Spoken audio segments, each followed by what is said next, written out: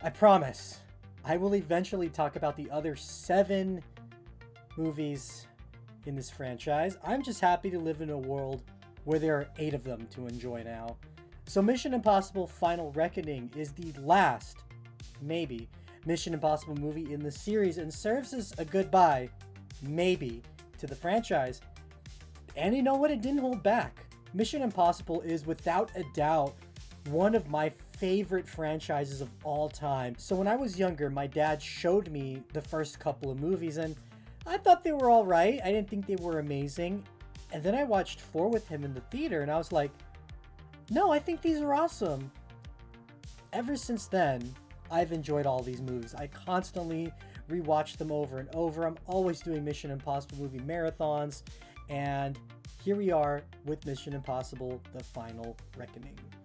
So this takes place a couple of months after the last one. Ethan and his team must continue their search for the rogue AI known as the Entity that threatens to destabilize the world and send it into chaos.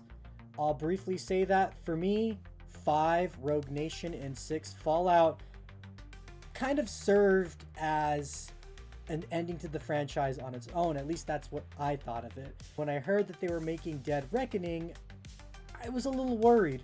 We are 8 films into this series and looking at other franchises like... But Tom Cruise partners with director Christopher McQuarrie and are back together. And he's been filming these movies since 2015's Rogue Nation, which, holy shit, I cannot believe it's been 10 years since Rogue Nation. For me, that's actually one of my favorites. To start out, the entire cast across the board, from Tom Cruise, Simon Pegg, Pom Klementieff, Shea Wiggum, Angela Bassett, I could go on and on and on. All these characters, Ving effing Rhames, everyone here from the past MI movies till now, all of them, even the side characters, all show up here. And here's the thing about these movies that I find very interesting is they all have their own unique range. Some movies are lighter, some movies are darker. This movie is pretty somber and explores a lot of darker themes. For the most part, the cast blended well to the situation.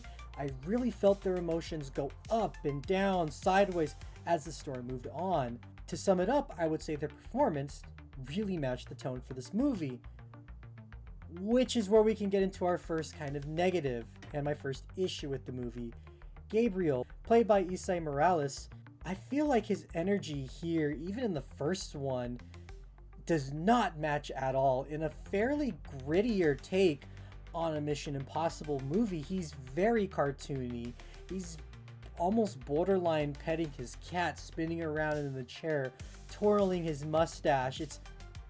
Comparing him to some of the previous franchise villains like Solomon Lane, portrayed by Sean Harris, or Philip Seymour Hoffman portraying Owen Davian in Mission Impossible 3, those people had presence, man. And unfortunately, Gabriel just reminds me too much of Sean Ambrose, the main villain from Mission Impossible 2.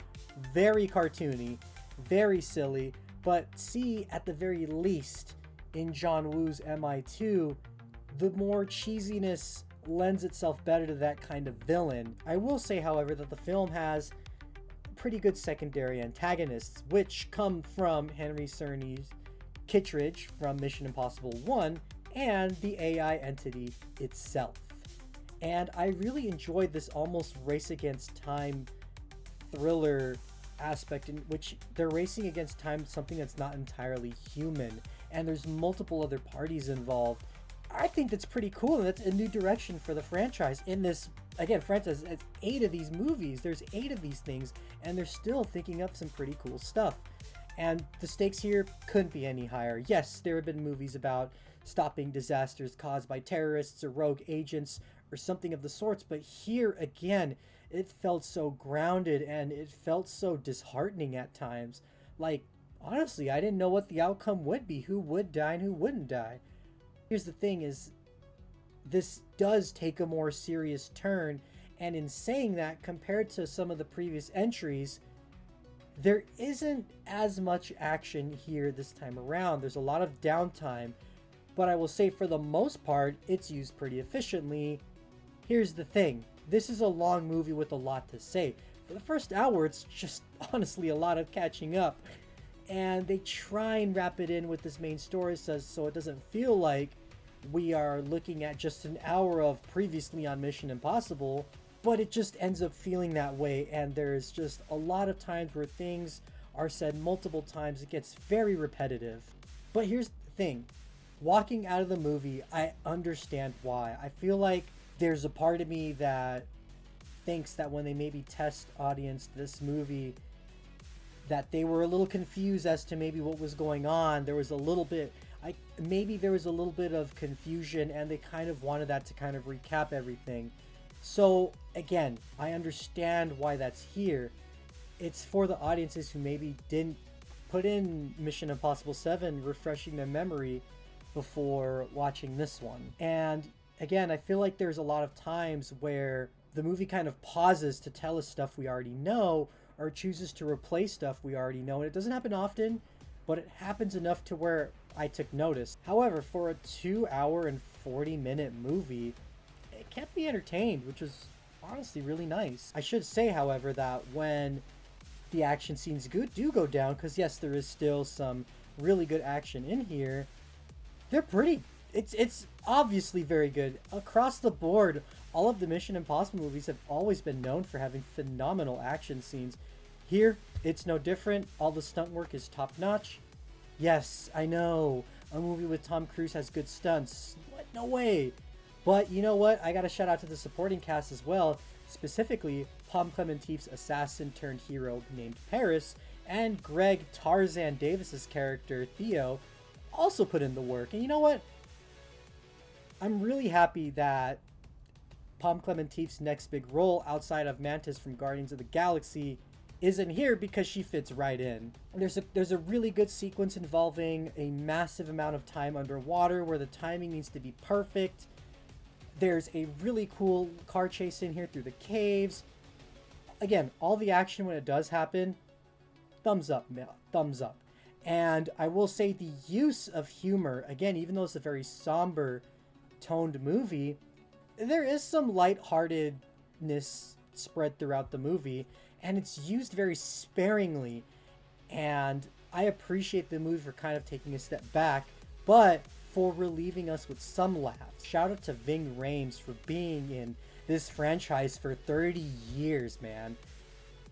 Luther Stickle is one of my favorite characters, honestly, throughout the entire franchise. And you know what? Same goes for Simon Pegg's Benji. Again, there's no clear way to say this. It really feels like a unit. It really feels like a family.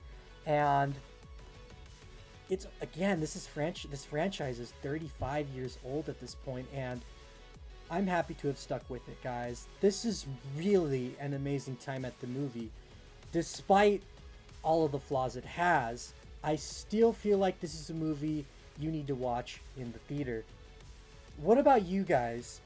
Comment down below and let me know, what is your favorite Mission Impossible movie and why? What is your favorite character throughout the entire franchise? Please let me know, again, down in the comment section below. Thank you guys for watching. Make sure to like and subscribe, and I'll see you in the next one. Thank you. I need you to trust me one last time.